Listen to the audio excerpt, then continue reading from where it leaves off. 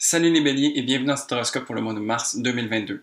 C'est un mois où est-ce qu'on continue d'avancer, on a le vent dans les voiles avec toutes les planètes qui sont directes et c'est un mois qui est principalement dans l'énergie du poisson qui se trouve à être votre maison 12 et donc qui vous amène à faire une certaine complétude en fait. On vient faire un bilan, on vient faire un nettoyage, de voir un petit peu où est-ce qu'on en est maintenant qu'on termine le chemin à travers la roue zodiacale et qu'on se permet d'avancer pour la suite.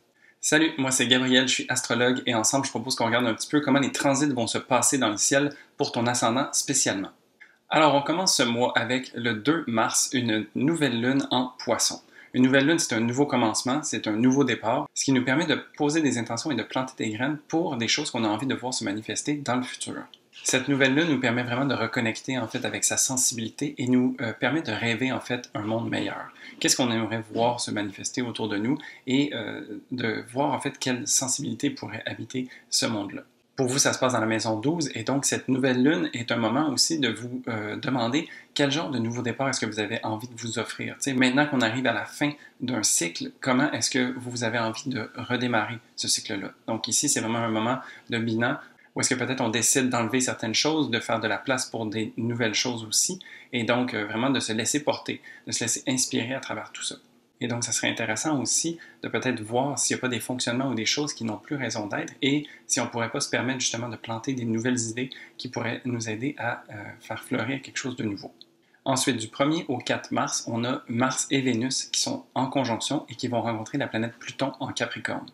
Ici, Mars et Vénus sont un élan de passion, où est-ce que les actions sont en accord avec nos valeurs et nos choix. Donc ici, on a vraiment beaucoup d'énergie pour se permettre d'être en accord avec ces valeurs à travers nos actions.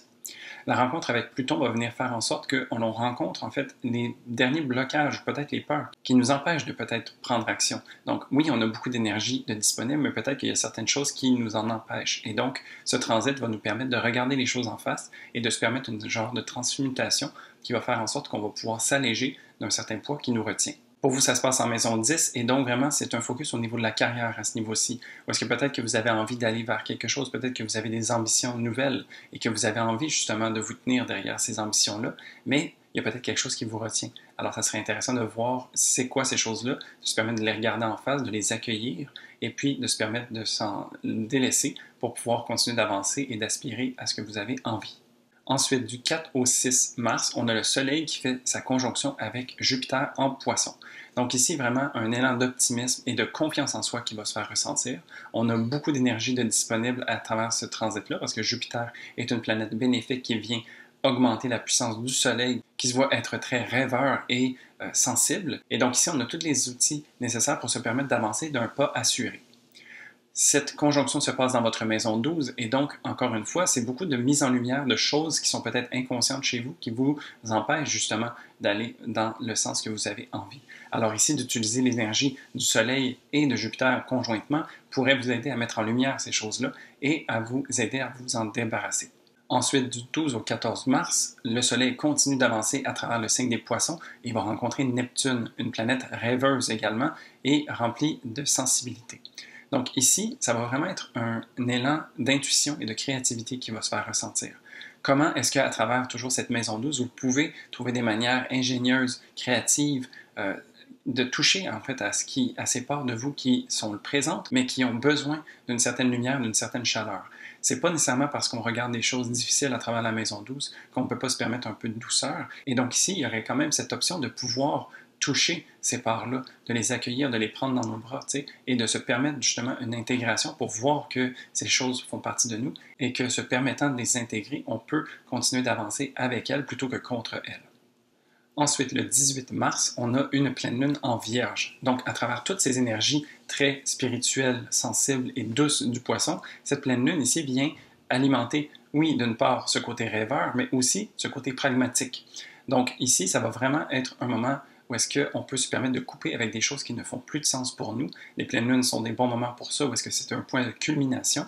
Et donc, c'est de s'assurer en fait que le nettoyage qu'on peut se permettre de faire à ce moment-là vient nous aider à être en accord avec nos valeurs et avec nos actions.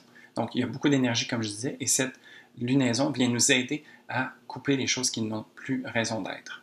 Aussi, ça va nous aider à vraiment bien structurer, en fait, surtout pour vous, à travers Aussi, ça va venir nous aider à structurer en fait tout ce qu'on est en train de travailler. Surtout pour vous, vu qu'il y a beaucoup de travail dans la maison 12, c'est des choses qui sont parfois plus intangibles et donc de se permettre d'avoir une certaine structure va venir être allégeant.